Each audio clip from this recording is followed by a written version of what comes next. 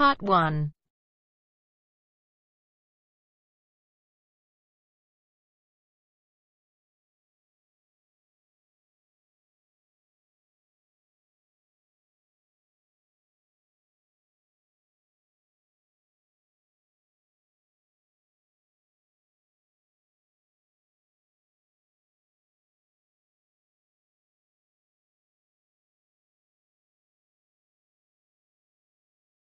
You will hear a man, Martin Hill, phoning an estate agent in order to find some accommodation. First, you have some time to look at questions 1 to 3 on page 38.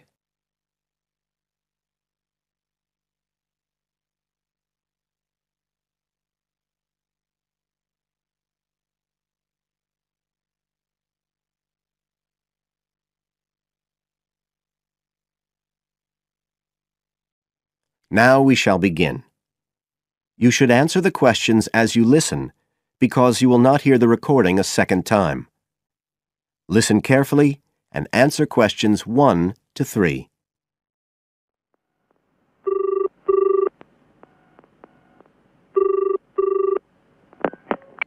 Hello, Brindle's estate agents here. How may I help you? Oh, good morning. I'm ringing to see what flats you have for rent at the moment.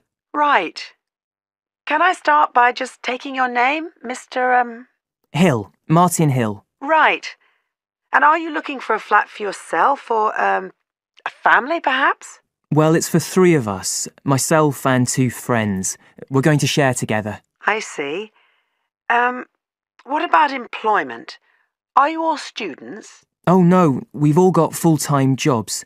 2 of us work in the central bank, that's Chris and me, and Phil, that's the other one, is working for Hallam Cars, at the factory about 2 miles out of town. I'll put you down as young professionals then. And I suppose you'll be looking for somewhere with 3 bedrooms? Yeah, at least 3. But actually, we'd rather have a 4th room as well, if we can afford it, for friends staying over and stuff. Is that with a living room to share, plus kitchen and bathroom? Yeah, that sounds good. But we must have a bathroom with a shower. We don't mind about having a bath, but the shower's crucial. OK, I'll just key that in. And are you interested in any particular area? Well, the city centre would be good for me and Chris, so that's our first preference. But we'd consider anything in the west suburbs as well, really. Actually, for Phil, that'd be better, but he knows he's outnumbered. But we aren't interested in the north or the east of the city. OK, I'm just getting up all the flats on our books. Now you have some time to look at questions 4 to 10 on page 39.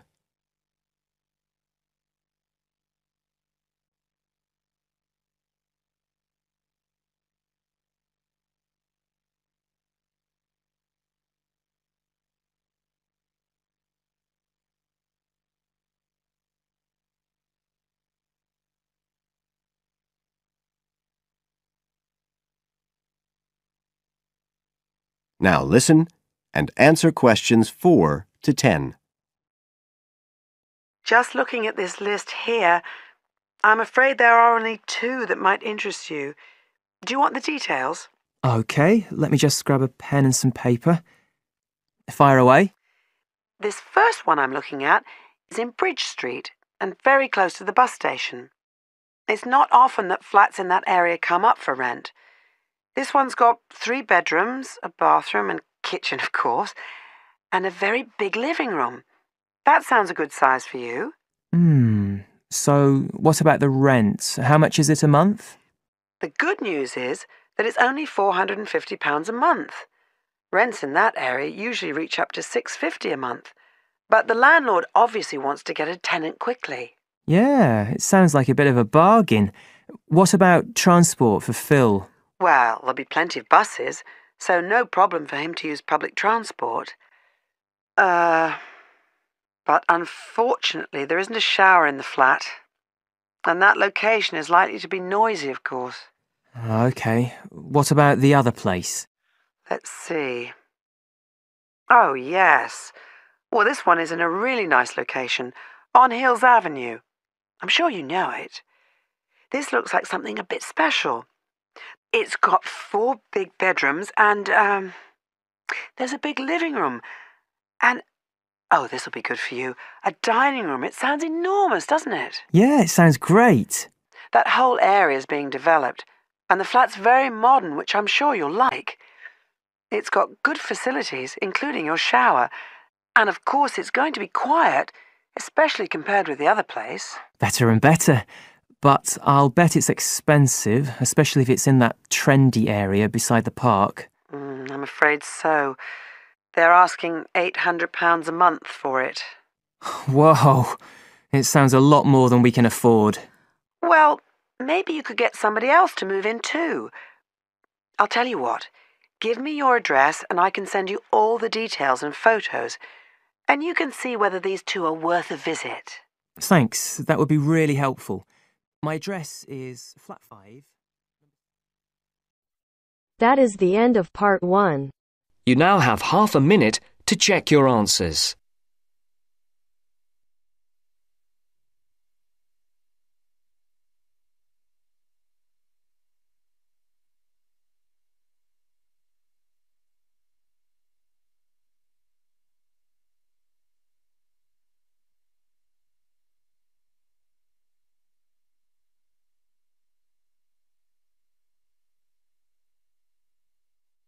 Now turns to part 2. Part 2. You will hear a tour guide welcoming a group of visitors to the British Library and telling them about the library and what they will see there. First, you have some time to look at questions 11 to 15 on page 40.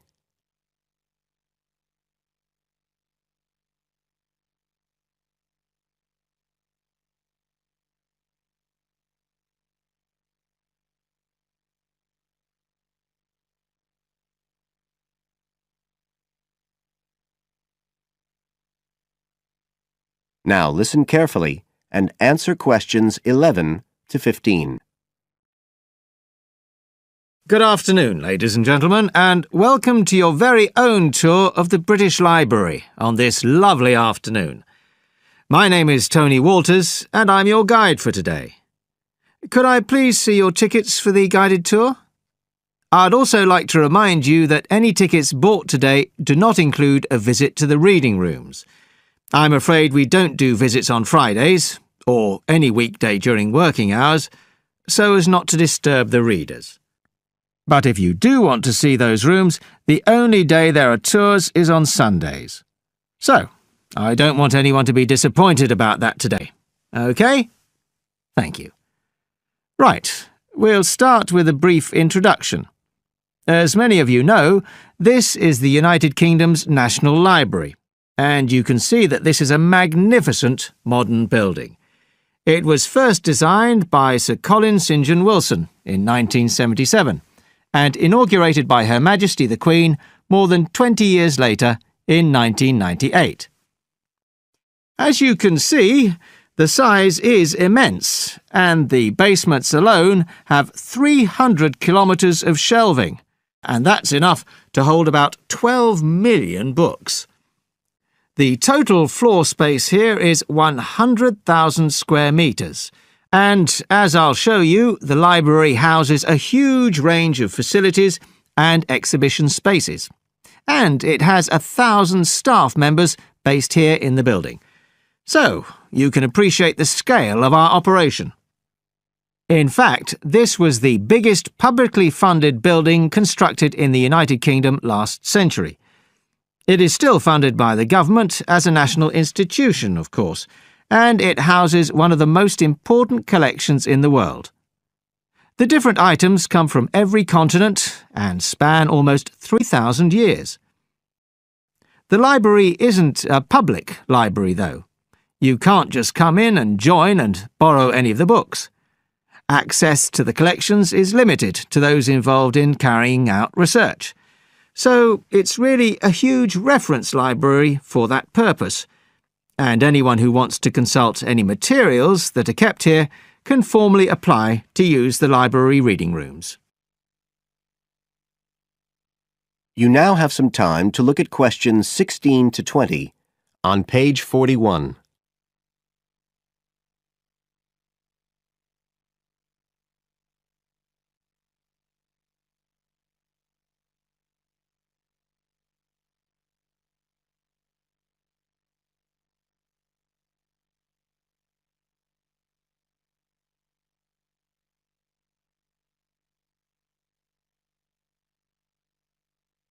Now listen and answer questions 16 to 20.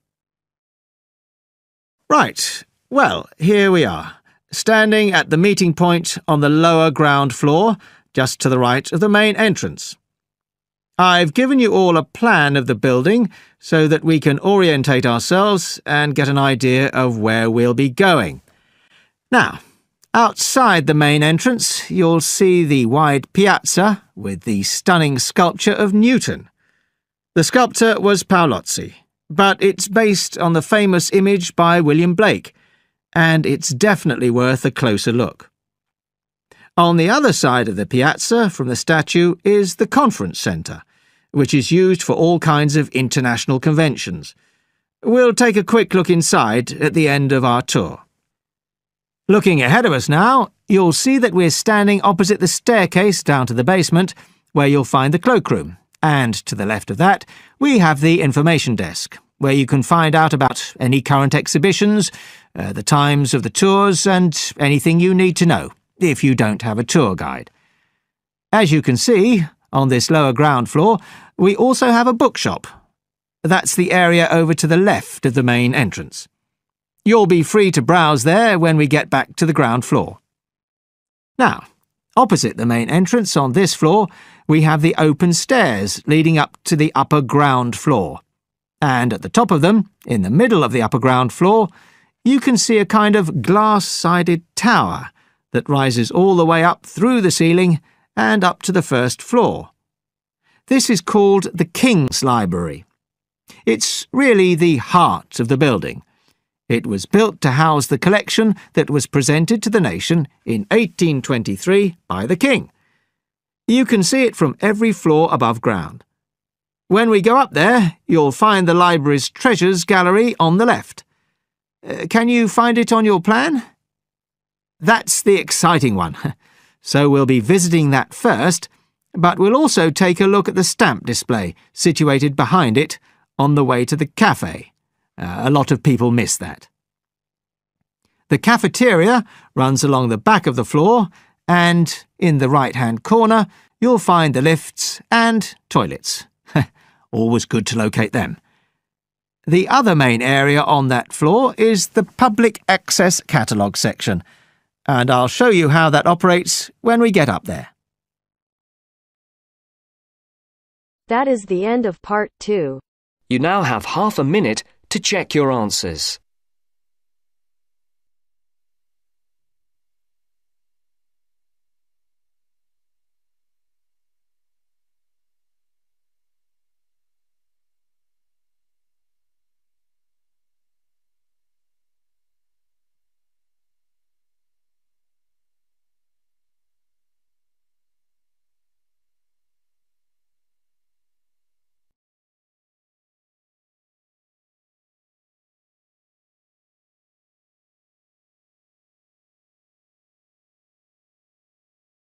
Now turns to part 3. Part 3. You will hear a conversation between a student, Dave, and his tutor about a project that Dave has done about work placements. First, you have some time to look at questions 21 to 25 on page 42.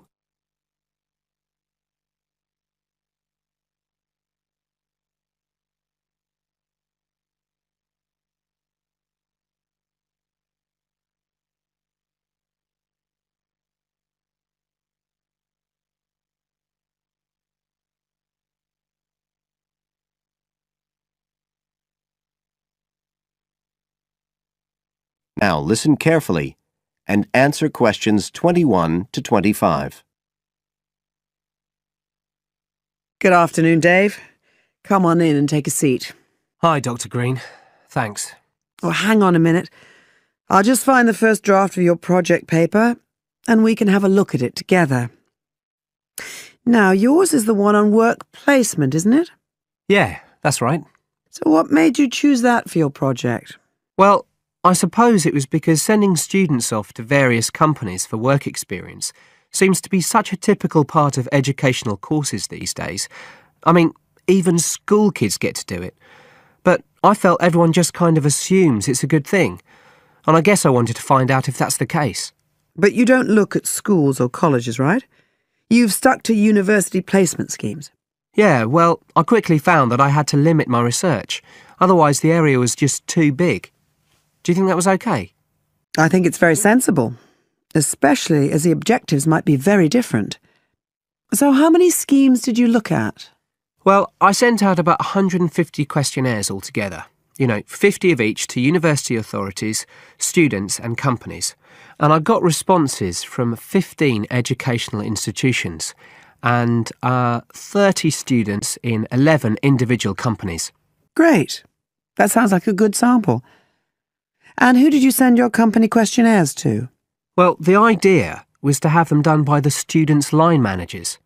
But sometimes they were filled in by the human resources manager or even the owner of the company. Right.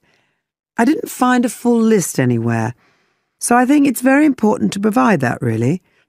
You can put it as an appendix at the back. Right. I've got a record of all the respondents, so that'll be easy. I hope other things were okay. I mean, I've already put such a lot of work into this project, identifying the companies and so on. Oh, I can tell. I think you've done a good job overall. You now have some time to look at questions 26 to 30 on page 43.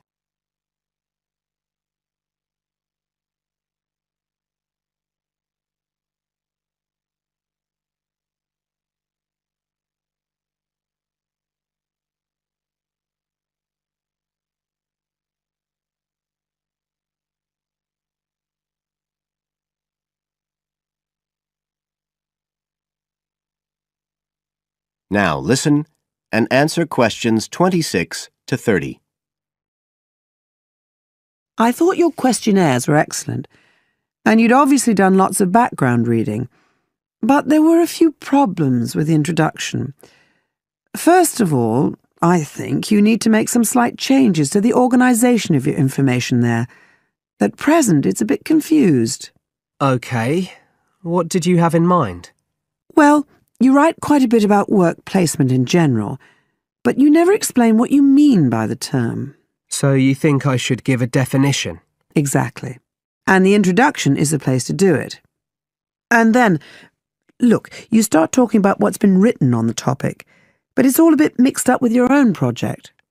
So do you think it would be better to have two sections there, like a survey of the literature as the introduction, and then a separate section on the aims of my research? I do. You can include your methods for collecting data in the second section too. It would be much clearer for your reader. Establish the background first, then how your work relates to it. It would flow quite nicely then. Yes, I see what you mean. Anyway, moving on. I like the way you've grouped your findings into 3 main topic areas. Well, it became very obvious from the questionnaires that the preparation stage was really important for the whole scheme to work. So I had to look at that first. And I found a huge variation between the different institutions, as you saw. I was wondering if you could give a summary at the end of this stage of what you consider to be the best practice you found. I think that would be very helpful. Right, I'll just make a note of that. What did you think of my second set of findings on key skills development? For me, this is the core of my whole project, really. And you've handled it very well. I wouldn't want you to make any changes. You've already got a nice final focus on good practice there. Thanks. Right. Now, I think the last part, which deals with the reasons why students don't learn... What, the constraints on learning chapter? Yes, that's the one. I think you need to refer to the evidence from your research a bit more closely here. Maybe you could illustrate it with quotations from the questionnaires, or even use any extracts from a student diary if you can, and refer back to what you've written about good practice.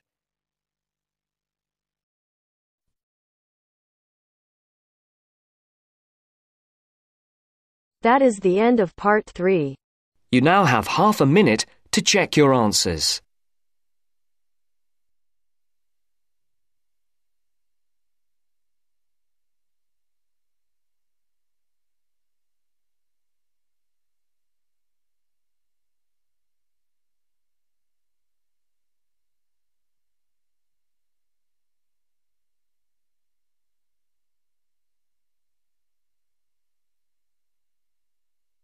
Now turns to Part 4.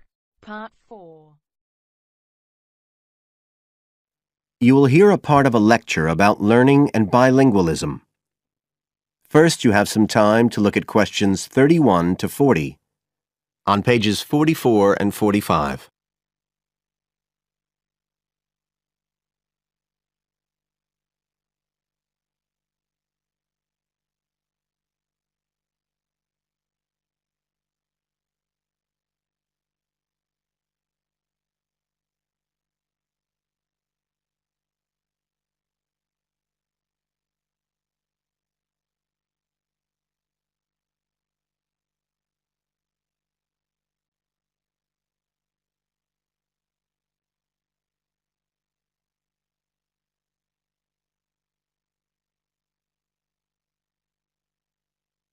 Now listen carefully and answer questions 31 to 40.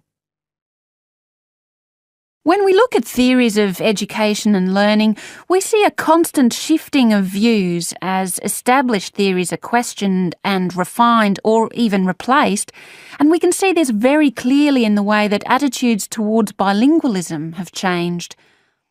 Let's start with a definition of bilingualism. And for our purposes today, we can say it's the ability to communicate with the same degree of proficiency in at least two languages. Now, in practical terms, this might seem like a good thing, something we'd all like to be able to do. However, early research done with children in the USA in fact suggested that being bilingual interfered in some way with learning and with the development of their mental processes. And so in those days, bilingualism was regarded as something to be avoided, and parents were encouraged to bring their children up as monolingual, just speaking one language. But this research, which took place in the early part of the 20th century, is now regarded as unsound for various reasons, mainly because it didn't take into account other factors such as the children's social and economic backgrounds. Now, in our last lecture, we were looking at some of the research that's been done into the way children learn, into their cognitive development, and in fact we believe now that the relationship between bilingualism and cognitive development is actually a positive one. It turns out that cognitive skills such as problem solving, which don't seem at first glance to have anything to do with how many languages you speak, are better among bilingual children than monolingual ones. And quite recently, there's been some very interesting work done by Ellen Bialystok at York University in Canada. She's been doing various studies on the effects of bilingualism, and her findings provide some evidence that they might apply to adults as well. They're not just restricted to children.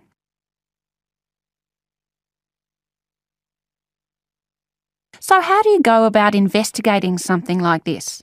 Well, Dr. Bialystok used groups of monolingual and bilingual subjects aged from 30 right up to 88.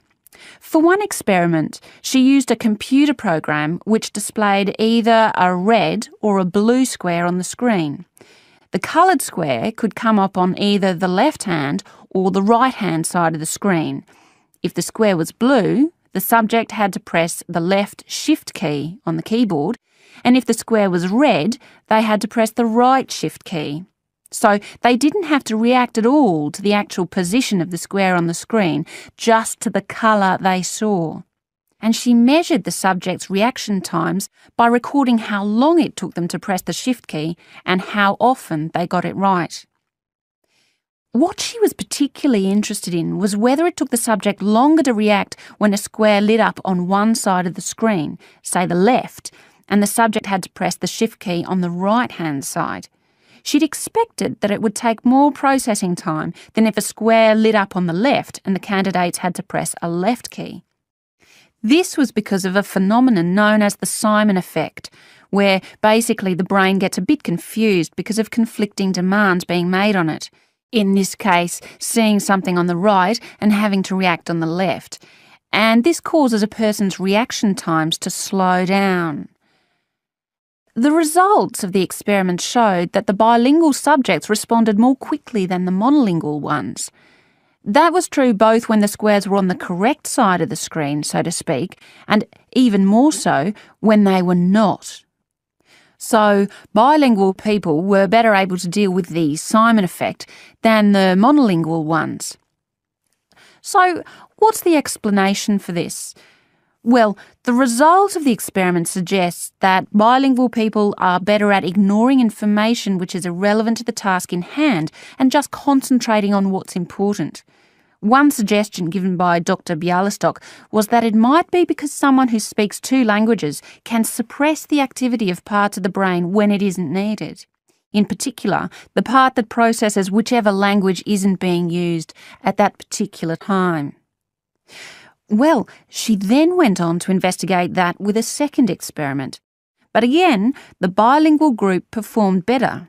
And what was particularly interesting, and this is, I think, why the experiments have received so much publicity, is that in all cases, the performance gap between monolinguals and bilinguals actually increased with age, which suggests that bilingualism protects the mind against decline. So in some way, the lifelong experience of managing two languages may prevent some of the negative effects of ageing. So that's a very different story from the early research. So what are the implications of this for education? That is the end of part 4. You now have half a minute to check your answers.